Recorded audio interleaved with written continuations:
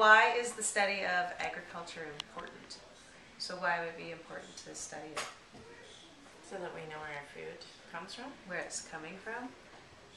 Rather than having a minister of agriculture, we should have a minister of food and health. So thinking about it less from the economical perspective and more from the health of what you're growing perspective. Right. And well, that's why we're starting to have so many health problems with food and allergies. I think it's because food has become a commodity rather than a necessity. Sure. So because of the economics of agriculture, they're growing things to store them and storing them rather than selling them when they should be. Yeah, so and that's when you wind up with all the toxins in peanuts, which is causing all the peanut allergies. That's why we're eating apples. Like, I keep complaining about they're mushy when they should be amazing right now. And then GMO, and then yeah. picking so green and having to gas ripen, and then the health implications of those processes. Yes. So growing to store. And the long-term storage where they put them in the nitrogen. I think it's oxygen-free. They're like in nitrogen chambers or whatever for a lot of fruits. Yes. I think we all play a role in agriculture with regard to the choices we make purchasing, right? Definitely. Buying at the farmer's markets. Yeah.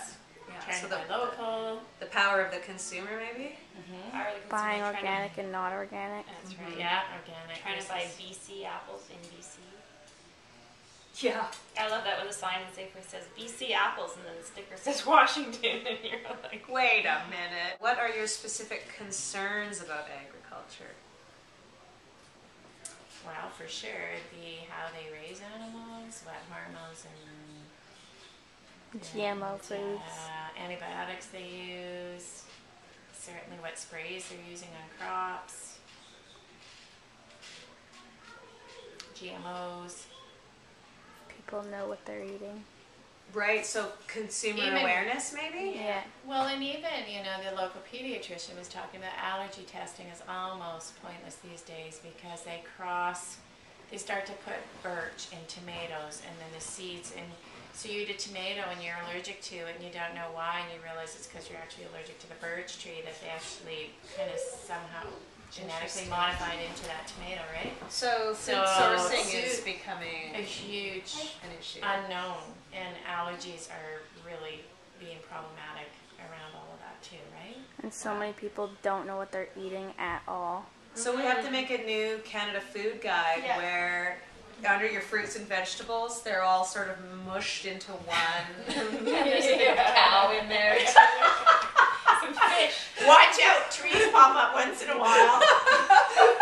You need a new graphic organizer. You can't use the triangle model anymore. Now you need more of the blob. And the law for labeling stuff is kind of screwed up too. The labeling system? Yes.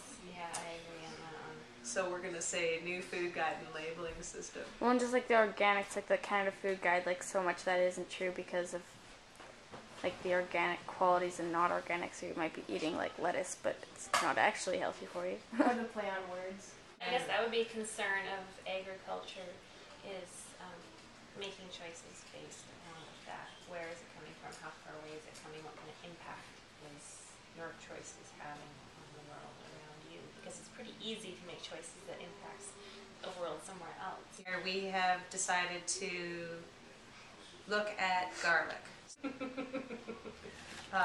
Local food directory, and we're going to look at Lauriston Farms.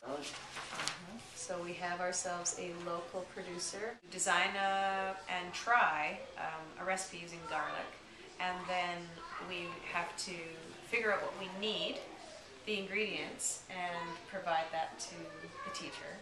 Students could try, so that a classmate would taste it. Something produced with fresh garlic and something made with roasted garlic. So could you Caesar salad for fresh garlic and a crostini type thing with roasted garlic? That's or something. Great idea.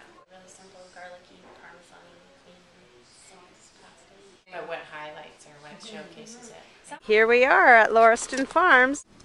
So here's some of the garlic at the Lauriston Farm. I'm thinking we were just having this conversation in our discussion about the uses of garlic and the size of the bulb.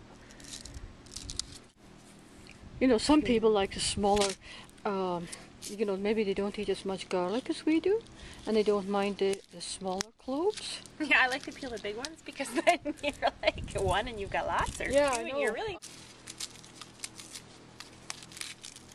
Okay, so first up is roasted garlic, some yummy soft cheese. Is this fig jam? And some basil on top. These garlic are sautéed with mushroom on top, also served with cheese. Other contributions to the potluck included local beets, a pear tart, moose tenderloin, and an apple crisp. We were touched by the intimate connection growers have with their product. Lauriston Farms lost most of their harvest but managed due to the sheer quantity they planted. Another farmer we approached said his crop failed due to a wet season and he had no product to sell. Cooking together and sharing ideas ultimately provided a chance to exchange experiences and flavors.